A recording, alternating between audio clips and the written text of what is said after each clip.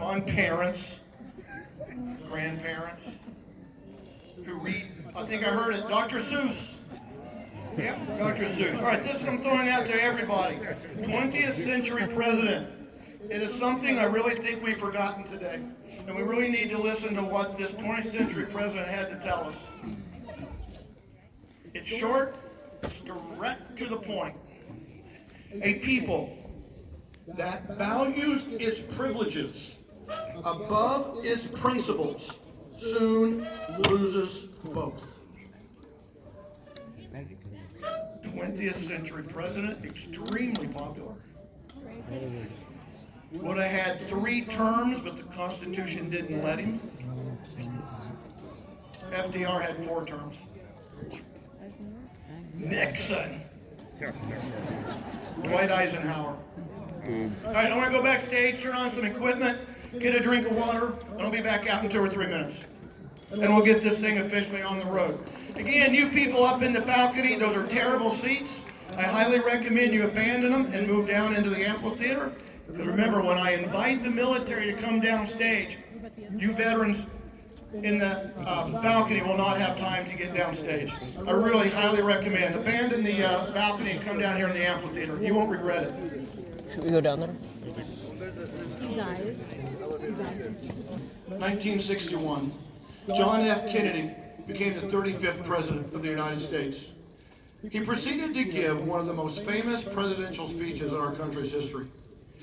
He concluded that speech by saying, "And so, my fellow Americans, ask not what your country can do for you. Ask what you can do for your country."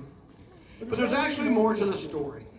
The day before, a nor'easter slammed into the east coast of the United States, dropped between 7 and 11 inches of snow on Washington, D.C.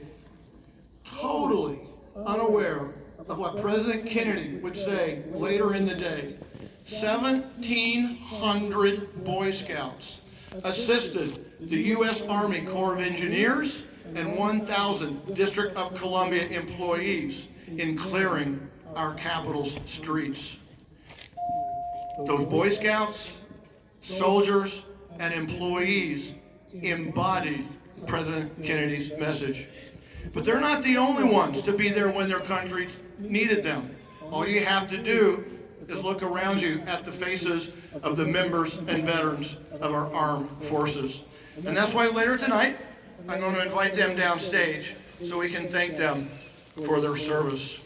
You also have no further to look than the faces on the mountain.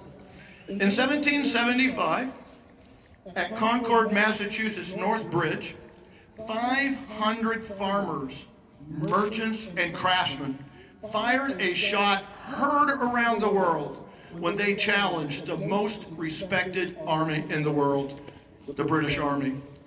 After that fight, the British Army fell back into Boston, and our army pursued them and besieged them in Boston.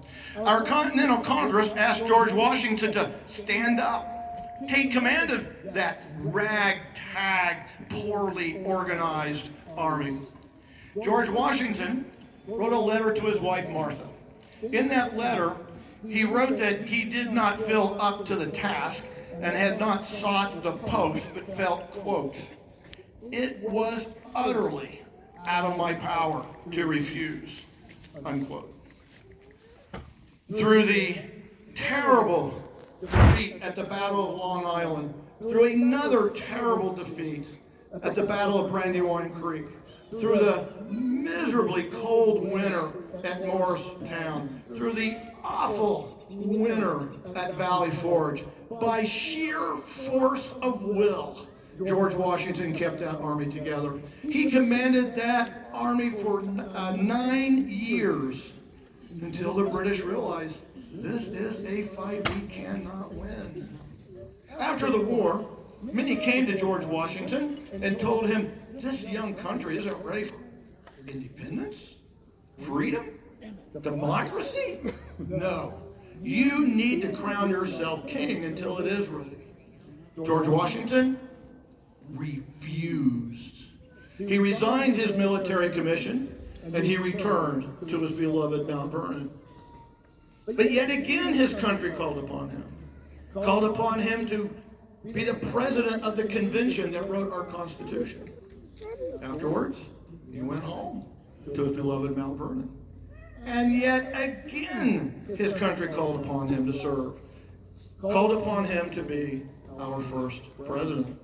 And then he went home to his beloved Mount Vernon. George Washington may have been best described by Henry Whitehorse Lee when he wrote, "First in war, first in peace, first in the hearts of his countrymen." In 1803, Thomas Jefferson sent James Monroe to France, wanted him to negotiate the purchase of New Orleans. But instead, the French offered us the entire Louisiana territory. That is more than 300,000 square miles. It went up the Mississippi River, it went up the Missouri River, all the way to the Rocky Mountains, and even beyond. All that land for only $15 million. But Thomas Jefferson questioned its constitutionality. You see, Thomas Jefferson always believed in a very strict interpretation of the Constitution. In 1803, Jefferson wrote, "The general government has no powers but such as the Constitution gives it." Now, the Constitution, in Article 4, does allow for the addition of new states, but it says absolutely nothing about acquiring land from foreign countries. In order for the Louisiana Purchase to be completed, Thomas Jefferson had to compromise one of his most sacred political beliefs. Later in life, Thomas Jefferson called the Louisiana Purchase a great achievement. Thomas Jefferson doubled the size of our country. He showed us how to acquire new lands from foreign countries without resulting to conflict and war. In 1810, Thomas Jefferson wrote, "It is incumbent on those who accept great charges to risk themselves on great occasions."